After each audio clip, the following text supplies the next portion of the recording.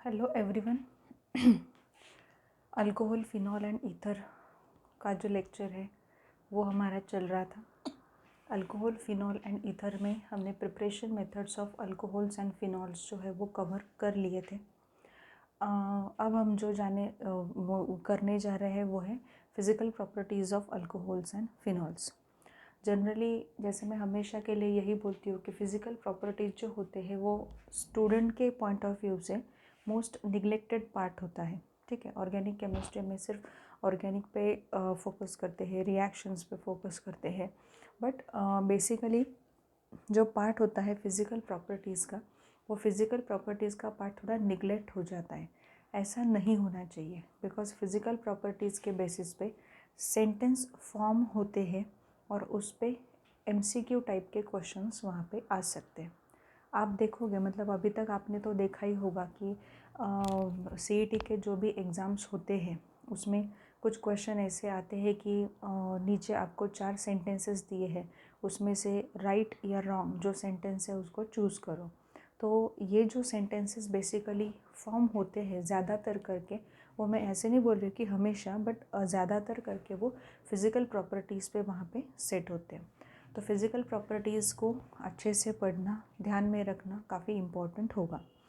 Last lecture में जो भी किया था वो मैं 1-2-3 मिनट में रिवाइज कर रही हूँ। फिनॉल के प्रिपरेशन मेथड्स और अल्कोहल के प्रिपरेशन मेथड्स हमने किए थे। अल्कोहल के प्रिपरेशन मेथड्स काफ़ी अच्छी तरीके से आपके कवर हुए हैं।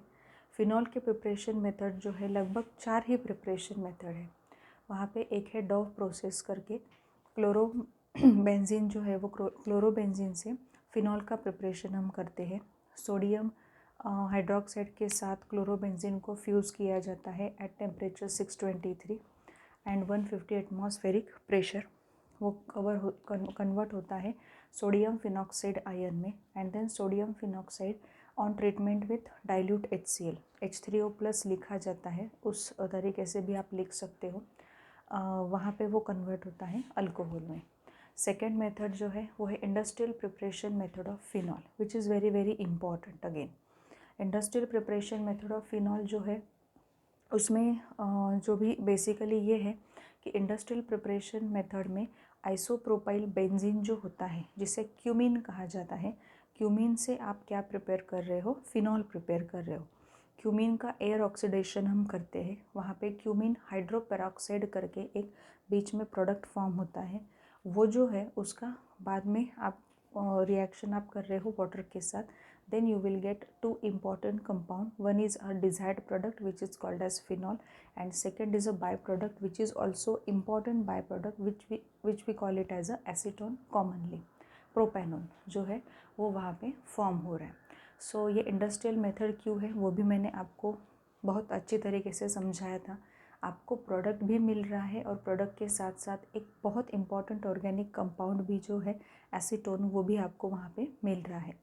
थर्ड मेथड जो है वो है from benzene sulphonic acid. Benzene sulphonic acid जो है मैंने बताया था आपको, याद रखना है सिर्फ आपको। बेंजीन सल्फोनिक एसिड कैसे प्रिपेयर किया जाता है ये पहले देखो। बेंजीन सल्फोनिक एसिड जो होता है वो बेंजीन की रिएक्शन ओलियम के साथ होती है, H2S2O7 उसके साथ होती है। You will get benzene sulphonic acid.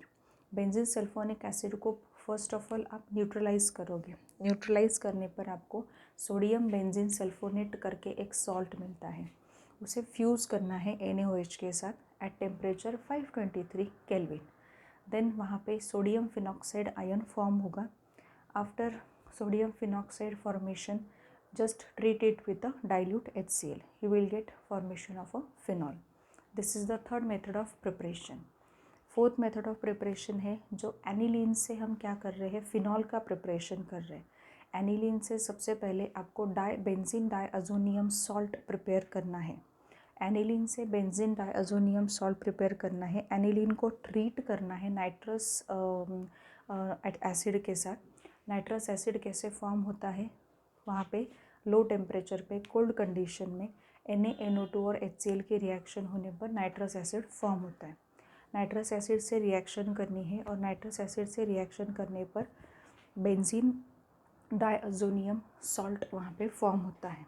ठीक है, वो फॉर्म होने के बाद हम क्या करते हैं, वहाँ पे सीधे से वाटर के साथ रिएक्शन करते हैं और वहाँ पे आपको फिनॉल मिल जाता है। इस पर्टिकुलर प्रोसीजर में बेंजीन से एनिलीन से बेंजीन डाइअज़ोनियम सॉल्ट का जो फॉर्मेशन है उस मेथड को डाइअज़ोटाइजेशन कहा जाता है। पूरी मेथड को नहीं है, जो भी आपका एनिलीन है, एनिलीन से आप बेंजीन डाइअज़ोनियम सॉल्ट प्रिपेयर कर रहे हो, उस प्रोसीजर को क्या कहा जाएगा, वहाँ पे डाइअज़ोटाइजेशन कहा जाएगा। सो डाइअज़ोटाइजेशन क्या है वो आपने पहले भी पढ़ा है। सैनमेयर रिएक्शन जो है वो सैनमेयर रिएक्शन में भी आपने डाइअज़ोटाइजेशन पढ़ा है। रादर वो रिएक्शंस आगे बढ़ के क्लोरो ब्रोमो बेंजीन आपको दे रहे थे, वो बात अलग है, but basically these are some important method of preparation of phenol. Now we have finished alcohol and phenol preparation methods. We will be moving towards physical properties. Physical properties में देखो, nature of intermolecular forces सबसे पहली physical property जो हमें जाननी होती है, जिसके बेसिस पे काफ़ी सारे पॉइंट्स वहाँ पे इम्पॉर्टेंट होते हैं, वो है nature of intermolecular forces. Intermolecular forces बहुत से पढ़े हैं आपने, हाइड्रोजन बॉन्डिंग है, वैन डर वाल्स फोर्सेस है, लंडन फोर्सेस, ये आपने वहाँ पे पढ़े हैं, डाइपोल डाइपोल इंटरेक्शन वगैरह वगैरह. ठीक है, अब यहाँ पे देखो बेसिकली अल्कोहल और फिनॉल दोनों को अगर देखा जाए तो दोनों के दोनों क्या है, वहाँ पे पोलर मॉलिक्यूल्स है. पोलर मॉलिक्यूल्स है मतलब पोल्स प्रिपेयर हो सकते हैं. बिकॉज अल्कोहल है या फिनॉल है, उस पर आपको ये जो पर्टिकुलर OH ग्रुप है इसका प्रेजेंस आपको मिलेगा. It is because of the presence of OH group. यहाँ पे अल्कोहल और फिनॉल को पोलर मॉलिक्यूल्स कहा जाता है. अब आप बोलोगे कि इसकी वजह से होगा क्या, ये ऑक्सीजन मोर इलेक्ट्रोनेगेटिव है और हाइड्रोजन बहुत ही लेस इलेक्ट्रोनेगेटिव है. पोलैरिटी जनरेट हो सकती है एंड हेंस दोनों को पोलर मॉलिक्यूल कहा गया है. अब यहाँ पे हाइड्रोजन बॉन्डिंग में यहाँ पे मैंने दिया है एग्जैक्टली क्या है ये जो पर्टिकुलर मॉलिक्यूल्स होते हैं, ठीक है, यूनिट्स होते हैं, ये एक दूसरे के साथ अटैच होते हैं विद द हाइड्रोजन बॉन्डिंग. अब कैसे देखो, सपोज़ मैंने आपको कहा यहाँ पे ROH इस तरीके से है, ये एक यूनिट है आपके अल्कोहल का. दूसरा यूनिट यहाँ पे है RO, यहाँ पे है जैसे हम बोल सकते हैं कि यहाँ पे H है. ठीक है, इस तरीके से मॉलिक्यूल दो है. अब ये ऐसे के ऐसे नहीं रहेंगे. यहाँ पे ये जो पर्टिकुलर अल्कोहल है, ये अल्कोहल इस तरीके से अरेंज होगा, जैसे यहाँ पे O आएगा और यहाँ पे आप बोल सकते हो जैसे यहाँ पे R और यहाँ पे H आएगा. सो इन दोनों के बीच में आपको क्या मिलेगा, वहाँ पे हाइड्रोजन बॉन्डिंग का प्रेजेंस आपको वहाँ पे मिलेगा. क्योंकि ये डेल्टा यहाँ पे माइनस है, ये डेल्टा प्लस है, ये डेल्टा माइनस है, ये डेल्टा प्लस है. ऐसा क्यों हुआ है, बिकॉज ऑफ इलेक्ट्रोनेगेटिविटी डिफरेंस. तो जब भी आप यहाँ पे पॉइंट आप क्या कर रहे हो, एक्सप्लेन कर रहे हो, physical properties of alcohol explain कर रहे हो, you have to give the explanation like this कि अल्कोहल के दो यूनिट्स या दो मॉलिक्यूल्स जो होते हैं, they are bonded with each other with the help of hydrogen bonding as follows. तो इस तरीके से आपको देखना है, वहाँ पे दिखाना है मतलब. ठीक है, यह है अल्कोहल की बात हमने की. अब फिनॉल के बारे में भी वही होता है. फिनॉल भी यहाँ पे अगर देखा जाए तो फिनॉल भी किस तरीके से हाइड्रोजन बॉन्डिंग दिखाएगा. देखो मैं आपको यहाँ पे बता रही हूँ, फिनॉल का ये एक यूनिट हमने यहाँ पे लिया, O और H, ये यूनिट हमने यहाँ पे लिया. तो फिनॉल जो होता है, फिनॉल का दूसरा यूनिट कुछ इस तरीके से अरेंज हो जाता है वहाँ पे कि जिनके बीच में हाइड्रोजन बॉन्डिंग आपको दिखाई दे. मतलब यहाँ पे फिनॉल होगा, ये दूसरा यूनिट होगा, यहाँ पे O है और यहाँ पे H है. इसके ऊपर माइनस, इसके ऊपर प्लस, इसके ऊपर माइनस, इसके ऊपर प्लस, इन दोनों के बीच में क्या होगा, हाइड्रोजन बॉन्डिंग वहाँ पे होगा. As simple as that. मतलब इतना सिंपल आपको देना है एक्सप्लेनेशन. बेसिकली दो ही पॉइंट्स याद रखने हैं कि जब ऐसा क्वेश्चन आता है कि explain about intermolecular forces present in alcohols and phenols, तो आपको पहले ये देना पड़ेगा कि alcohols and phenols are polar molecule because they are having presence of OH group in the structure. In particular OH group, oxygen carries delta negative charge and hydrogen carries partial positive charge or delta positive charge. ऐसा क्यों हो रहा है, ये आपको पता है कि ऑक्सीजन और हाइड्रोजन के बीच में जो इलेक्ट्रोनेगेटिविटी का डिफरेंस है वो इलेक्ट्रोनेगेटिविटी का डिफरेंस बहुत ज़्यादा है, इसलिए ऑक्सीजन जो है वो ऑक्सीजन डेल्टा निगेटिव पे जाएगा और हाइड्रोजन जो है वो डेल्टा पॉजिटिव पे जाएगा। ये इम्पॉर्टेंट है। नेक्स्ट है फिनॉल के केस में, और दिखाना है जो मैंने अल्कोहल का दिखाया था उस तरीके से आपको मॉलिक्यूल को अरेंज करके दिखाना पड़ेगा कि in this way hydrogen bonding is present between two alcohol molecules. ठीक है, सो यहाँ पे भी अल्कोहल फिनॉल में हाइड्रोजन बॉन्डिंग जो है वो आपको यहाँ पे क्या करनी है, देनी है। बहुत ही सिंपल है, बहुत सिंपल है कि इतना ही आपको याद रखना है कि फिनॉल हो या अल्कोहल हो दोनों पोलर मॉलिक्यूल है और फिनॉल के जो भी मॉलिक्यूल है उनके बीच में hydrogen bonding, inter molecular hydrogen bonding वहाँ पे दिखाई दे रहा है। यहाँ पे भी अल्कोहल में भी मैंने जैसे दिखाया था आपको वैसे ही इंटर मॉलिक्यूलर हाइड्रोजन बॉन्डिंग दिखाई देता है। So in this way you have to finish this particular point.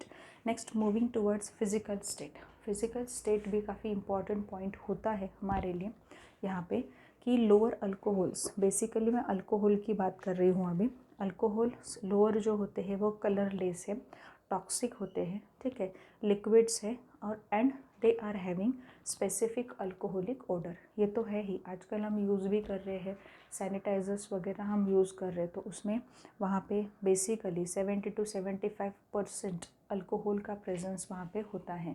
तो एक टिपिकल स्मेल वहाँ पे सैनिटाइज़र से आता है, that is the alcoholic odour. Alcoholic odour उसे कहा जाता है। नेक्स्ट है फिनॉल्स के बारे में हम डिस्कस करेंगे। कलरलेस है, टॉक्सिक है, ये भी इम्पॉर्टेंट है। They are having low melting point, melting point इनका काफ़ी लो है।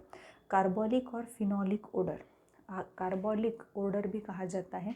जो फिनॉल से एक टिपिकल स्मेल आता है उसे कार्बोलिक ओडर भी कहा जाता है या फिनॉलिक ओडर भी कहा जाता है। अब मैं एक चीज़ बता रही हूँ आपको कि फिनॉल जो होता है, फिनॉल को कार्बोलिक एसिड भी कहा जाता है। फिनॉल को क्या कहा जाता है, कार्बोलिक एसिड भी कहा जाता है। हेंस स्मेल जो आ रहा है, जो ओडर वहाँ से फिनॉल से बाहर निकल रहा है उसे कार्बोलिक ओडर या फिनॉलिक ओडर भी कहते हैं। सो ये तो पॉइंट्स हमने फिजिकल प्रॉपर्टीज़ में कवर कर लिए। अब नेक्स्ट पॉइंट पे हमें जाना है which is important point, you can say boiling point and solubility.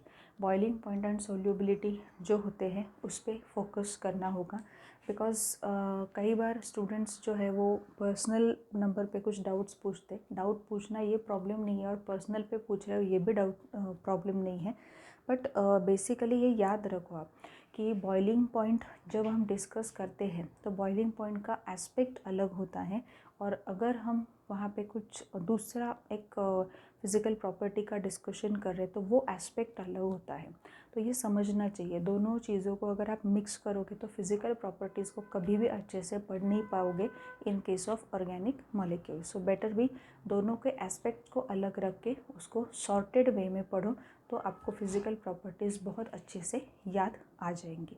ठीक है, सो हम अब नेक्स्ट फिज़िकल प्रॉपर्टी पे जाते हैं।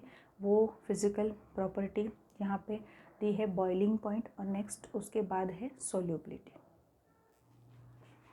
अब यहाँ पे बॉइलिंग पॉइंट जो फिज़िकल प्रॉपर्टी है उसका डिस्कशन पहले कर लेते हैं, then we will be moving towards solubility.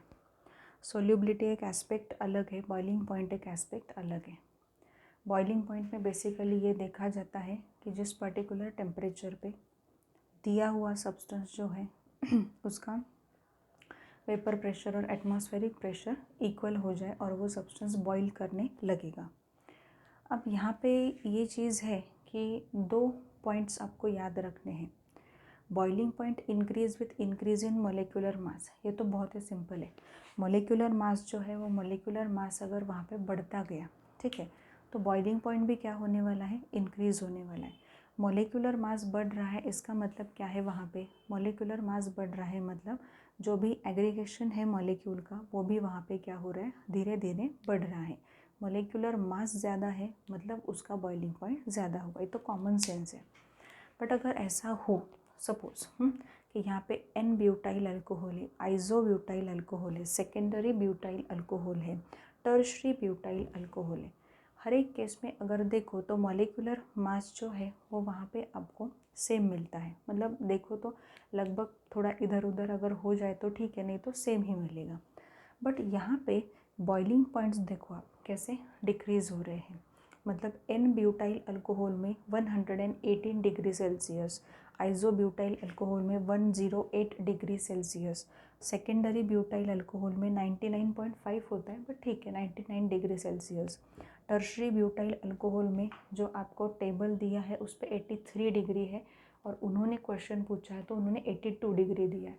इतना चल सकता है, उतना भी बहुत ज़्यादा डिफरेंस नहीं है, ठीक है। तो ±1-2 का डिफरेंस वहाँ पे चल सकता है। सो ये जो बॉइलिंग पॉइंट्स है, ये बॉइलिंग पॉइंट्स अगर आप मतलब देख रहे हो तो आपको समझ में आ जाएगा कि बॉइलिंग पॉइंट्स जो होते हैं, बॉइलिंग पॉइंट में आपको क्या दिखाई दे रहा है, आपको दिखाई ये दे रहा है कि यहाँ पे एन ब्यूटाइल अल्कोहल जो है वहाँ पे बिल्कुल भी ब्रांचिंग नहीं है, क्योंकि ये एन ब्यूटाइल अल्कोहल है। But whereas tertiary butyl alcohol में क्या दिखाई दे रहा है, ब्रांचिंग दिखाई दे रही है आपको। मतलब एन ब्यूटाइल अल्कोहल से टर्शरी ब्यूटाइल अल्कोहल तक ब्रांचिंग बढ़ रही है। ब्रांचिंग क्या हो रही है, बढ़ रही है। स्ट्रक्चर्स मैंने नहीं निकाले बिकॉज स्ट्रक्चर्स आपको पता है, और जो भी बॉइलिंग पॉइंट का दिया हुआ है उसके नेक्स्ट पेज पे उन्होंने कंपाउंड्स दिए हैं, तो कंपाउंड्स में ये सारे कंपाउंड्स के स्ट्रक्चर उन्होंने मेंशन किए हैं।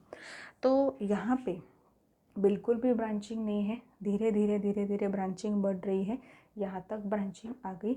बॉइलिंग पॉइंट जो है वो कम हो गया। तो बॉइलिंग पॉइंट कम हुआ, क्या क्यों कम हुआ है, as branching increases boiling point decreases. इसका डिस्कशन हमारा पहले भी हुआ है, शायद से आपको याद होगा, तो थोड़ा सा याद करो। हेलोजन डेरिवेटिव्स है या अल्केन्स जो होते हैं, ठीक है, उसमें भी अगर ब्रांचिंग वहाँ पे बढ़ रही है तो वहाँ पे बॉइलिंग पॉइंट्स वगैरह उसमें क्या हो रहा है, प्रॉब्लम आ रहा है, बॉइलिंग पॉइंट्स वहाँ पे डिक्रीज़ होते हैं। क्या है इसका रीज़न, यहाँ पे मैंने लिखा है, as branching increases intermolecular van der Waals force become weaker.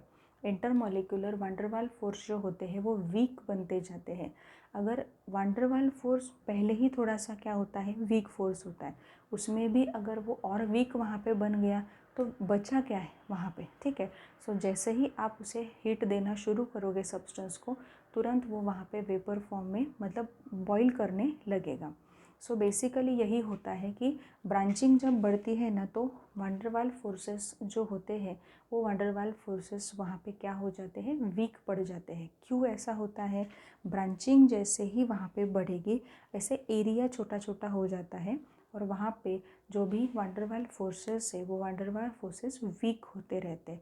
Van der Waals forces week बन गए, इसका मतलब ये होता है वहाँ पे कि वहाँ पे बॉइलिंग पॉइंट भी बहुत जल्दी से अचीव हो सकता है। इसलिए यहाँ पे एन ब्यूटाइल अल्कोहल का बॉइलिंग पॉइंट 118 डिग्री सेल्सियस है, वेर एज सेम अगर आप वहाँ पे फार्मूला लेते हो तो वहाँ पे जो टर्शरी ब्यूटाइल अल्कोहल है उसका जो बॉइलिंग पॉइंट है वो बन रहा है 82 या 83 डिग्री सेल्सियस। देखो आप, एन ब्यूटाइल मतलब क्या है, यहाँ पे CH3, यहाँ पे CH2, यहाँ पे CH2, यहाँ पे CH2, यहाँ पे OH। टर्शरी ब्यूटाइल अल्कोहल क्या होता है, यहाँ पे CH3, C है, यहाँ पे CH3, यहाँ पे CH3, यहाँ पे OH। अब आप काउंट करो, यहाँ पे कार्बन कितने हैं, 4 हैं। कार्बन यहाँ पे C4 है, हाइड्रोजन 3, 4, 5, 6, 7, 8, 9, 10, H10, और यहाँ पे O है। यहाँ पे देखो 1 2 3 4 कार्बन है, 3 3 6 3 9 और 1 मतलब 10 हाइड्रोजन और ऑक्सीजन। मॉलिक्यूलर फार्मूला क्या आ रहा है, सेम है, मतलब मॉलिक्यूलर मास भी क्या आएगा, सेम आएगा, but there is difference between the structure, arrangement of particular carbon atoms, ठीक है, उसमें डिफरेंस आ रहा है। यहाँ पे ये पूरा स्ट्रेट चेन में कार्बन आपको मिल रहा है, यहाँ पे जो कार्बन मिल रहा है वो वहाँ पे ब्रांचिंग में मिल रहा है। इसलिए जो एन ब्यूटाइल अल्कोहल है उसका बॉइलिंग पॉइंट 118 डिग्री सेल्सियस है, वेराज ये जो है यहाँ पे टर्शरी ब्यूटाइल अल्कोहल उसका बॉइलिंग पॉइंट मिल रहा है 82 या 83 डिग्री सेल्सियस।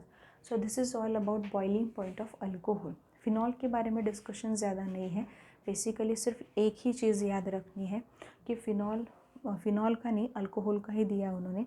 बॉइलिंग पॉइंट जो होता है वो बॉइलिंग पॉइंट इंक्रीज़ होता है as molecular mass increase, but if molecular mass is same then what will happen, molecular mass अगर सेम है इन सब का, अगर आप देखो तो मोलिकुलर मास सेम ही आता है, फार्मूला यही मिलता है C4H10O, यही फार्मूला हमको मिल रहा है। तो उस वक्त कौन सा क्राइटेरिया वहाँ पे लगाया जाए। ब्रांचिंग जितनी बढ़ रही है, ब्रांचिंग जैसे जैसे बढ़ रही है वैसे वैसे बॉइलिंग पॉइंट्स कम होते जाते हैं, because intermolecular van der Waals forces weak होते जाते हैं। यही रीज़न है बॉइलिंग पॉइंट डिक्रीज होने का, बॉइलिंग पॉइंट डिक्रीज होने का as branching increases. So this is all about boiling point, physical property, third physical property which we call it as a boiling point. अब यहाँ पे solubility का एक पॉइंट हम डिस्कस कर रहे हैं। solubility का पॉइंट डिस्कस करने से पहले मैं आपको कुछ पॉइंट बताना चाह रही हूँ। solubility का एस्पेक्ट और बॉइलिंग पॉइंट का एस्पेक्ट डिफरेंट फिजिकल क्राइटेरियाज पे वहाँ पे हम लेते हैं। सोल्यूबिलिटी का मतलब वहाँ पे ये होता है कि सोल्यूट और सॉल्वेंट उनके बीच में स्ट्रॉन्ग अट्रैक्शन होना ज़रूरी है, तभी जाके वहाँ पे कोई एक सब्सटेंस एक सॉल्वेंट में सोल्यूबल है ये हम बोल सकते हैं। ठीक है, बेसिकली सॉल्वेशन प्रॉपर होना चाहिए, मतलब सोल्यूट जो है वो सॉल्वेंट के पर्टिकुलर मॉलिक्यूल के साथ काफ़ी अच्छी तरीके से बाइंड होना चाहिए। मतलब अगर मैंने आपको ये कहा कि सपोज़ में सॉल्ट है, सॉल्ट में वाटर में डाल रही हूँ, तो वाटर में वो मैं मिक्स करने की कोशिश कर रही हूँ, सॉल्ट जो है वो वहाँ पे मिक्स हो जाएगा। ठीक है, बिकॉज सॉल्ट और जो वाटर मॉलिक्यूल है उनके बीच में जो एसोसिएशन है, अट्रैक्शन फोर्सेस है, सॉल्वेशन प्रॉपर्टी है, वो काफ़ी स्ट्रॉन्ग है, तभी जाके ये हो रहा है, अदरवाइज़ ये नहीं होता। वैसे ही याद रखना है कि बस इतनी चीज़ याद रखो आपकी सोल्यूबिलिटी में सोल्यूट और सॉल्वेंट के बीच में जो अट्रैक्शन फोर्स है वो स्ट्रॉन्ग होना चाहिए। वो अगर स्ट्रॉन्ग नहीं है तो हम बोल सकते हैं कि सोल्यूबिलिटी बिल्कुल भी नहीं है। अगर वो स्ट्रॉन्ग है, सोल्यूट और सॉल्वेंट के बीच में जो अट्रैक्शन है, तो हम बोल सकते हैं कि पर्टिकुलर सोल्यूट की पर्टिकुलर सॉल्वेंट में सोल्यूबिलिटी क्या है, ज़्यादा है। ठीक है, सो लेट्स से यहाँ पे कि phenols and lower alcohol up to 3 carbon atoms, ये बोला है उन्होंने। It shows solubility in water, मतलब फिनॉल तो सोल्यूबल है ही वाटर में, बट उसके साथ साथ लोअर अल्कोहल। अब लोअर अल्कोहल मतलब कौन से, कार्बन 3 तक, मतलब जैसे प्रोपेनॉल तक। ठीक है, वो क्या शो करते हैं, वाटर में सोल्यूबिलिटी शो करते, और वो अप्रिशिएबल सोल्यूबिलिटी है, ऑब्जर्वेबल सोल्यूबिलिटी वहाँ पे आपको दिखाई देती है। ऐसा भी नहीं है कि बिल्कुल जैसे स्पैरिंगली सोल्यूबल, ऐसा कुछ नहीं है, अप्रिशिएबल सोल्यूबिलिटी वो दिखाते हैं। As they can form intermolecular hydrogen bonding with water, they can easily form intermolecular hydrogen bonding with water. मतलब जैसे मैंने अभी आपको कहा था, यहाँ पे मैं शो कर रही हूँ आपको। ठीक है, ये यहाँ पे क्या है आपका, ये आपका अल्कोहल है, ये यहाँ पे है आपका अल्कोहल। अब अल्कोहल यहाँ पे क्या करके एक्ट कर रहा है, this is your solute. Alcohol क्या है आपका, सोल्यूट है। वेरएज ये जो यहाँ पे हमने निकाला है, ये क्या है आपका water, water acts as a solvent. इन दोनों के बीच में strong force of attraction, strong intermolecular forces अगर लगेंगे, तब जाके अल्कोहल वाटर में सोल्यूबल है, ऐसा हम बोल सकते हैं। यहाँ पे हम दिखा सकते हैं कि अल्कोहल देखो, यहाँ पे ऑक्सीजन है वो, और यहाँ पे वाटर का जो हाइड्रोजन है वो है यहाँ पे, इन दोनों के बीच में हाइड्रोजन बॉन्डिंग दिखाई दे रही है। सेम ये भी हाइड्रोजन ऐसा होगा कि जो क्या करेगा, दूसरे अल्कोहल के ऑक्सीजन के साथ क्या करेगा, हाइड्रोजन बॉन्डिंग बना सकता है। मतलब बेसिकली सोल्यूट और सॉल्वेंट के बीच में जो इंटरमोलिकुलर फोर्स ऑफ अट्रैक्शन है वो काफ़ी स्ट्रॉन्ग है, and it is due to hydrogen bonding. So ये दोनों एक दूसरे में सोल्यूबल हो सकते हैं। नेक्स्ट है यहाँ पे फिनॉल, ये फिनॉल यहाँ पे क्या होगा आपका, सोल्यूट होगा, वाटर क्या होगा आपका, सॉल्वेंट होगा। अब फिनॉल और वाटर के बीच में जो हाइड्रोजन बॉन्डिंग है, इंटरमोलिकुलर फोर्स ऑफ अट्रैक्शन है, वो यहाँ पे दिखाया गया है, और इसकी वजह से phenols are soluble in water. Phenol वहाँ पे शो करते हैं, वाटर में सोल्यूबिलिटी शो करते हैं। अब ये तो यहाँ पे हो गया, बट अगर अल्कोहल में तो कुछ ज़्यादा सोचने की ज़रूरत नहीं है। जैसे वहाँ पे कार्बन नंबर बढ़ता जाता है ना, तो कार्बन नंबर बढ़ने से वहाँ पे बेसिकली मॉलिक्यूलर मास तो बढ़ेगा ही, उससे बहुत ज़्यादा सोल्यूबिलिटी पे चेंज नहीं, बट मॉलिक्यूलर मास बढ़ेगा। चलो वहाँ पे कार्बन बढ़ रहे हैं, तो बेसिकली हाइड्रोजन को पर्टिकुलर अल्कोहल के साथ हाइड्रोजन बॉन्डिंग करना थोड़ा सा डिफ़िकल्ट होता है। इसलिए लोअर अल्कोहल जो होते हैं अप टू कार्बन 3 वही सोल्यूबिलिटी शो करते हैं वाटर में, ठीक है। But phenols they are soluble in water, ठीक है। अब फिनॉल के बारे में बोल ही रहे तो और भी कुछ पॉइंट्स हम यहाँ पे डिस्कस कर लेंगे। जैसे यहाँ पे देखो मैं आपको दो स्ट्रक्चर निकाल के बता रही हूँ। यहाँ पे ये जो स्ट्रक्चर मैं निकाल रही हूँ आपको तुरंत ये स्ट्रक्चर अब समझ में आना चाहिए। ये यहाँ पे है, ठीक है। ये जो स्ट्रक्चर यहाँ पे बना है ऑर्थो नाइट्रोफिनॉल का स्ट्रक्चर है। ऑर्थो नाइट्रोफिनॉल का स्ट्रक्चर है, ठीक है। अब यहाँ पे एक स्ट्रक्चर मैं बना रही हूँ,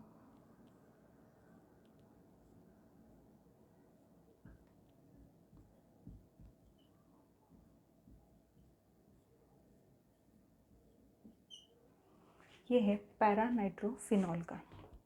ये ऑर्थो नाइट्रोफिनॉल है और ये पैरा नाइट्रोफिनॉल है।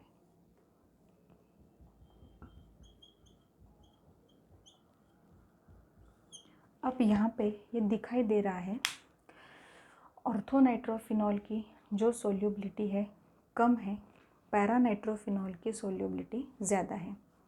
ऑर्थो नाइट्रोफिनॉल की बेसिकली अगर देखो तो 0.2 ग्राम्स पर वहाँ पे दिया है, कुछ वैसे दिया है 0.2 ग्राम्स पर 100 ग्राम ऑफ वाटर ऐसे दिया है।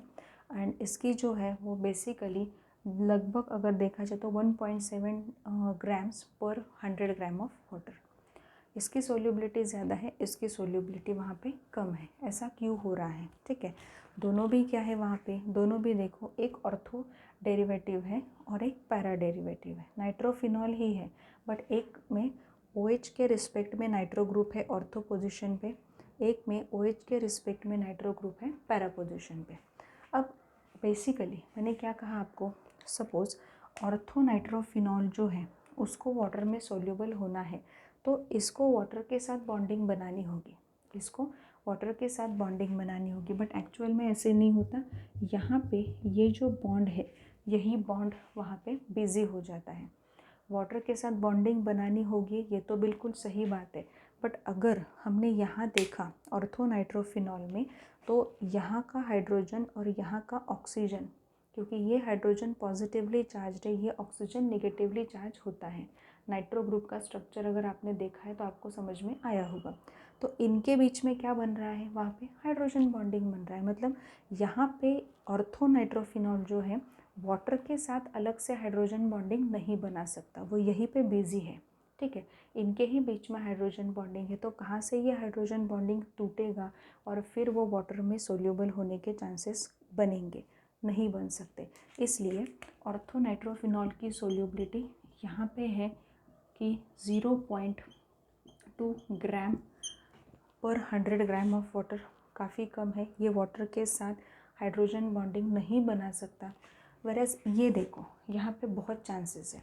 यहाँ पे ये जो है इसमें देखो आप, यहाँ पे ऑक्सीजन, यहाँ पे ये, यहाँ पे ये, यहाँ पे क्या बन गया, वाटर के साथ हाइड्रोजन बॉन्डिंग एक बन गया अलग से आपका। यहाँ पे और एक वाटर मॉलिक्यूल है उसके साथ यहाँ पे भी क्या बन गया, हाइड्रोजन बॉन्डिंग बन गया। तो यहाँ पे हाइड्रोजन बॉन्डिंग बनने के चांसेस हो सकते हैं। मतलब वाटर मॉलिक्यूल जो है वो पैरा नाइट्रोफिनॉल को क्या कर सकता है, सॉल्वेट कर सकता है आसानी से। वाटर क्या कर सकता है, पैरा नाइट्रोफिनॉल के मॉलिक्यूल को आसानी से सॉल्वेट कर सकता है। इसलिए पैरा नाइट्रोफिनॉल की सोल्यूबिलिटी वाटर में ज़्यादा है, ऑर्थो नाइट्रोफिनॉल की सोल्यूबिलिटी वाटर में बहुत ही कम है। इसकी सोल्यूबिलिटी है 1.7 ग्राम पर 100 ग्राम ऑफ वाटर, ठीक है। ये क्वेश्चन बहुत इम्पॉर्टेंट है। सोल्यूबिलिटी जब भी पूछी जाती है तब आपको ध्यान में रखना है ये जो बॉन्डिंग यहाँ पे बन रही है, ये बॉन्डिंग यहाँ पे है intra molecular hydrogen bonding, intra hydrogen bonding, intra molecular hydrogen bonding. Particular molecule के ही बीच में जो एटम्स है उनके ही बीच में इंट्रा मोलिकुलर हाइड्रोजन बॉन्डिंग है। ये क्या है, इंटर मोलिकुलर हाइड्रोजन बॉन्डिंग। ये क्या है, यहाँ पे इंटर मोलिकुलर हाइड्रोजन बॉन्डिंग, यहाँ पे इंटर मोलिकुलर हाइड्रोजन बॉन्डिंग आपको दिखाई दे रहे हैं। सो इस तरीके से हमने फिज़िकल प्रॉपर्टीज़ जो है वो कवर अप कर लिए। होपफुली सोल्युबिलिटी की फ़िज़िकल प्रॉपर्टी जो है वो आपको काफ़ी अच्छी तरीके से समझ में आई होगी। अब इसके बाद जो हम जाएंगे वो है chemical test, chemical properties of alcohol and phenol. Chemical properties of alcohol and phenol मतलब reactions of alcohol and phenol हमें वहाँ पे पढ़ने हैं, ठीक है। सो बेसिकली ये प्रॉपर्टीज़ ख़त्म हो चुकी है। फिज़िकल प्रॉपर्टीज़ पे सवाल पूछे जाते हैं। Don't neglect that this particular portion, ठीक है।